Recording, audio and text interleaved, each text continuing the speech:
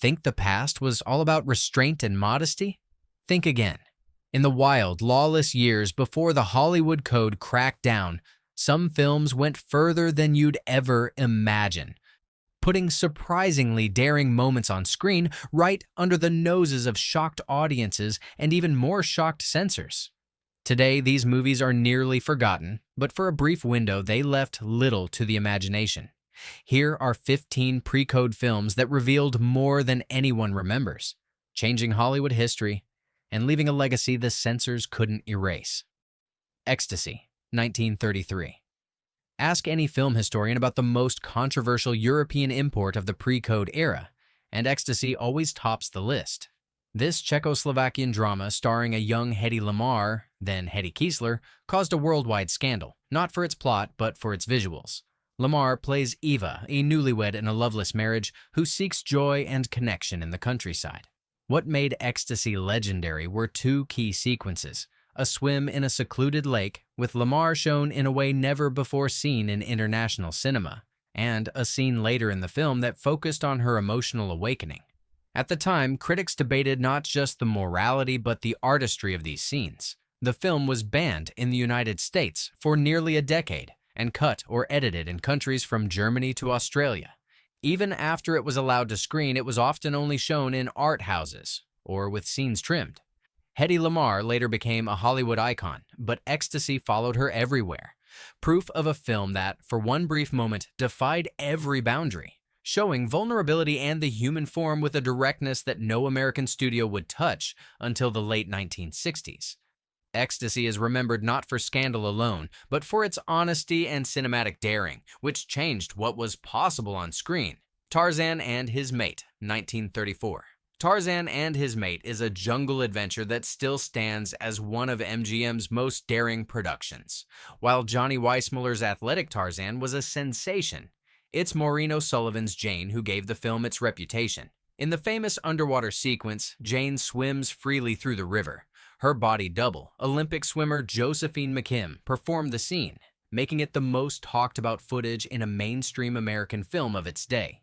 This sequence, lasting over 2 minutes, showed Jane swimming alongside Tarzan, diving and floating in the sunlight. Studio memos from the period confirm that this was a calculated risk. MGM wanted to highlight the film's untamed beauty, but even for pre-code standards, this pushed every line. The sequence was cut from later reissues after the enforcement of the code in mid-1934, and didn't reappear until restorations in the 1980s. Contemporary reviews called the scene shocking and exotic, with some city censors demanding the entire sequence be removed. For decades, fans only heard rumors about the uncut version. Today, the restored footage is a rare glimpse into the visual boldness that marked the very end of Hollywood's wildest era. Tarzan and His Mate wasn't just an adventure story. It was a cinematic milestone in how much the screen would dare to show. The Sign of the Cross, 1932. Cecil B. DeMille's The Sign of the Cross is an epic that made headlines for its spectacle and its audacity. While set in ancient Rome, DeMille took every opportunity to fill the screen with lavish parties, wild dances, and scenes that left contemporary audiences astonished. The most notorious moment comes when Claudette Colbert, as Empress Poppaea, bathes in a marble tub filled with milk, one of the era's most iconic and suggestive sequences. DeMille used shadow, veils, and strategic camera angles to suggest far more than was typically allowed. Party scenes featured Roman courtesans and dancing girls in revealing costumes, shot in long takes that made even seasoned critics blush. Studio records show that both the Catholic Legion of Decency and local censorship boards called for massive cuts. Many of these scenes disappeared from general release prints after 1934. Even today, restored versions reveal a film that pushed boundaries visually, while also exploring the excesses of Imperial Rome. The Sign of the Cross was a box office sensation and a lighting rod for debate. The milk bath scene alone became shorthand for what the code was about to erase, a glimpse of Hollywood's brief willingness to mix glamour with visual daring. Murder at the Vanities, 1934. A wild, almost feverish musical comedy, Murder at the Vanities was Paramount's answer to the spectacle arms race. Set backstage at a Broadway-style revue, the film gave viewers a front-row seat to feathers, glitter, and a parade of chorus girls in costumes that left little to the imagination. The most remarkable element was how openly it showed the process of dressing for the stage. The film's Sweet Marijuana production number became notorious, with its synchronized dancers and outfits designed to catch the eye and to skirt the very limits of what censors would allow. Paramount's own archives reveal that after the code was enforced, prints were recalled and the musical numbers re-edited, with several shots lost for decades. Even without modern sensibilities, the movie's combination of murder mystery and musical mischief was shocking. While billed as a comedy, Murder at the Vanities remains one of the most visually daring mainstream films of the early 1930s, a snapshot of what Broadway and Hollywood could get away with in the last days before the crackdown. Search for Beauty, 1934. Search for Beauty stands as perhaps the ultimate example of Hollywood, using health and fitness as a cover for showing off youthful bodies. The plot is light.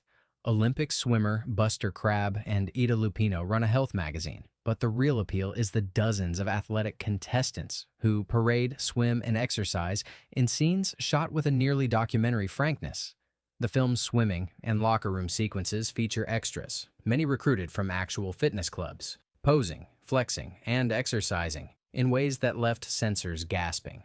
Studio publicity at the time openly boasted about its cast of perfect specimens, while memos reveal that the filmmakers intentionally shot scenes with little regard for what the coming production code would allow. Critics describe the film as barely disguised spectacle, while censors in some cities refused to allow it to be shown without significant cuts. Search for Beauty didn't survive the transition to stricter code enforcement. By late 1934, the most eye-opening footage had been removed. Today, the restored version is a jaw-dropping relic, showing just how much freedom filmmakers had before the rules changed overnight. Night World, 1932. While largely forgotten today, Night World captures the reality and spectacle of late-night New York. The action takes place in a single nightclub, with Boris Karloff as the owner, and features chorus girls, musicians, and performers living life after dark. The film's dance numbers are strikingly bold. Chorus girls parade in stage outfits that, for the time, were unusually revealing, and extended musical sequences put the showgirls front and center, often using artful camera angles to highlight movement and form. Studio notes from the era confirm that many numbers were intentionally designed to draw crowds with their shock value. Critics described the visuals as bluntly honest, and several reviewers noted that Night World was quickly removed from some markets after complaints. Night World wasn't just about spectacle. Its depiction of backstage life and after-hours city scenes made it a time capsule of pre-code nightlife, when movies could show the world after dark without apology. For modern viewers, it's a window into the wilder side of early 1930s Hollywood. The Bitter Tea of General Yen, 1933. Frank Capra's The Bitter Tea of General Yen is remembered for its bold interracial romance, but its visuals were equally daring. Barbara Stanwyck's missionary, held captive by the enigmatic General Yen, finds herself in an opulent palace where dreamlike sequences use shadow, sheer fabric, and lingering close-ups to create an atmosphere of vulnerability and allure. Production stills and memos from Capra reveal that he fought for scenes that pushed the visual envelope, using silhouette and set design to heighten tension between the characters. One dream sequence, in particular, drew attention for its stylized use of drapery and light, leading to bans or cuts in several cities. The Bitter Tea of General Yen wasn't a box office hit, partly because of its adult themes and daring visuals, but its reputation has grown among film scholars. Today, restored prints reveal the full extent of Capra's willingness to challenge both social and visual boundaries in a film that, for its era, showed more than almost any studio dared. The Wild Party, 1929.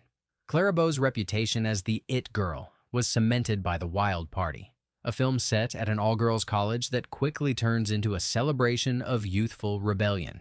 The movie's dance scenes, dormitory pillow fights, and glimpses of changing rooms were shocking at the time, playing up the wild in the title.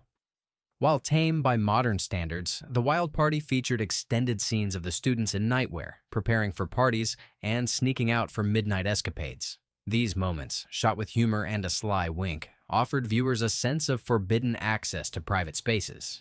Contemporary reviews highlight how the film capitalized on Bo's carefree energy and natural confidence. Production records show that the director, Dorothy Arzner, used improvisation and relaxed blocking to create an authentic, lived-in feel, making the scenes both playful and provocative. For a brief moment, the wild party let audiences in on the freedom of college life, before Hollywood closed the door. 42nd Street, Gold Diggers of 1933, Footlight Parade.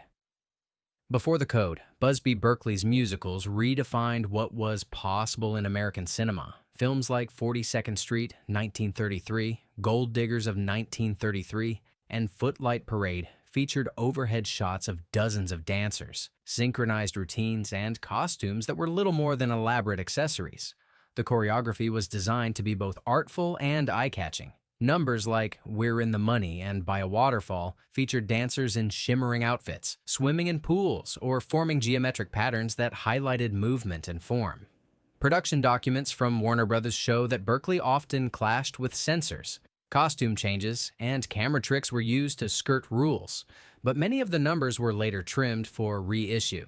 These films drew massive crowds and inspired countless imitators. Once the code was enforced, the choreography became more modest. Today, the original versions remain astonishing. Pre-code musicals where art, spectacle, and visual daring were inseparable. King Kong, 1933. On its surface, King Kong is a monster movie, but 1933 audiences saw more than just a giant ape. Fay Wray's Anne Darrow endures a series of jungle ordeals that leave her vulnerable and, in some cases, barely covered. Key scenes show Anne tied up, scrambling through foliage, or swept up in Kong's grasp, with the camera lingering on her distress. Reports from the original release confirm that these moments were discussed by censors and critics, with calls for cuts that were only implemented in later reissues. The movie used peril and spectacle as an excuse to show more than most adventure films of the time. King Kong helped establish the connection between danger, drama, and physical exposure on screen. While later versions became more sanitized, the original film stands as proof that early Hollywood was willing to take risks with both story and visual style. So This Is Africa, 1933. A forgotten comedy from Colombia, So This Is Africa, starred Burt Wheeler and Robert Woolsey as hapless explorers. What makes it unique today is its extended sequences featuring a jungle kingdom run by women, whose costumes were minimal even by pre-code standards. Several musical numbers and tribal dance scenes were staged for maximum impact, with costumes that left little to hide. Trade papers from the time noted the film's cheerful disregard for decorum, and censors in multiple states demanded extensive edits. Later reissues cut many of the risque sequences, but contemporary reviews confirm that audiences were both amused and shocked. So, This Is Africa serves as a reminder that, before the rules changed, even broad comedies could deliver visual surprises that would vanish for decades. Hell's Angels, 1930. Howard Hughes's aviation epic Hell's Angels became infamous for its battle sequences, but Jean Harlow's scenes are what made headlines. Harlow's character, Helen, appears in daring costumes and a now iconic negligee, shot with dramatic lighting that made the most of Hughes's considerable investment in set and costume design. Studio archives reveal that Hughes directed Harlow's scenes personally, pushing for a glamorous, alluring image. Some dialogue and scenes were trimmed after early screenings, but not before the film gained a reputation for its boldness. Critics called out the startling costumes and lingering camera shots.